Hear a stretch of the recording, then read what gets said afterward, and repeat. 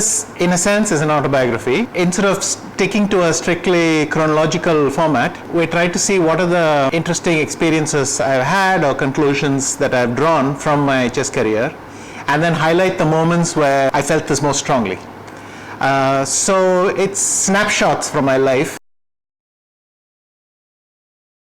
What I would like the reader to take away from it, well, there are two kinds of those who are familiar with chess and follow results.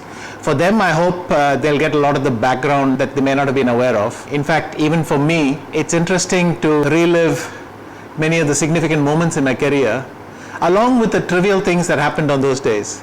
So the thing is, with your memory, after a while, you only remember the highlight of the day, and you forget all the little things. And I think that adds a lot to the story. You know, it helps to know that your greatest day didn't begin as your greatest day, but in fact you were annoyed about something, and something didn't work, and the computer crashed, or the breakfast wasn't available, you know, that sort of thing.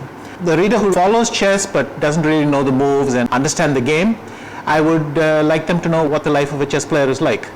I've tried to bring out a lot of what we felt during the day, and the things that bother us, and the things that make us happy, and you know, how we try to go about trying to create the right ambience in which we usually thrive and usually don't succeed in achieving it. There are also some very nice moments from my childhood days when I was playing at the Tal Chess Club, and everything just happened spontaneously. Life was very innocent. Then my climb to becoming a grandmaster, how I went about trying to qualify for the World Championships, and the many struggles I faced in the World Championship.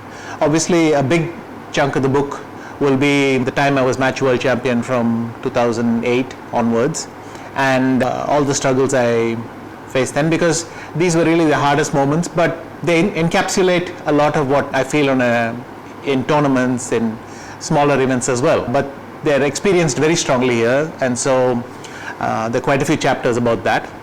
And basically, it's the story of my life, and I hope the reader will take away an understanding of who I am. A lot of the book is, how do I get better at things that I hate doing? How do I stay good at what I like doing? How do I never rest on my laurels here? How do I motivate myself to work on things that I don't like to do? How often a defeat gives you that motivation to do these things, whereas with success you can neglect it. And that's one connection. But the strongest conclusion I have realized is, if you like doing something, then it's 100 times easier.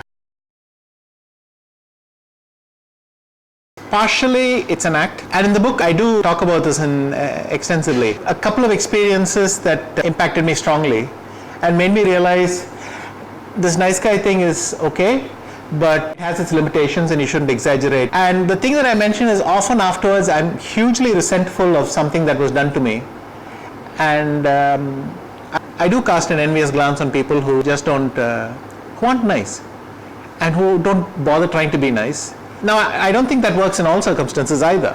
I think both are in a way a strategy to deal with life, and I point out that I certainly make no great virtue of being a nice guy. And then later on, I found that being brutally honest with myself actually worked. In many matches I would tell myself, I'm not comfortable confronting this guy, so I'm going to focus on beating him. So at the very least, this is going to be a good game that I'm going to play. And so this is a way of channeling that frustration I have at being a nice guy into the game.